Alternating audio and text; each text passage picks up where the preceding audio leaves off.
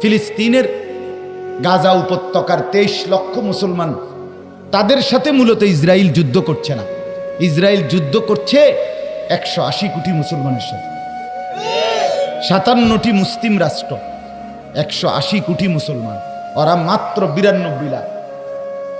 ইসরায়েলের ইহুদি জনগোষ্ঠী হলো 90 থেকে 92 লাখ, 1 কোটি না।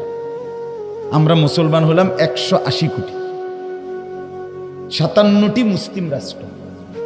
আমাদের এই 57টি মুসলিম রাষ্ট্র 180 কোটি মুসলমানের এই স্লোগান, বিক্ষোভ, প্রতিবাদ, মিছিল, তারা 2 পয়সা দাম দেয়। আমরা কি পরিমাণ ব্যর্থ হয়ে গেলাম ভেবে দেখেন। আমরা কি পরিমাণ হেরে গেলাম।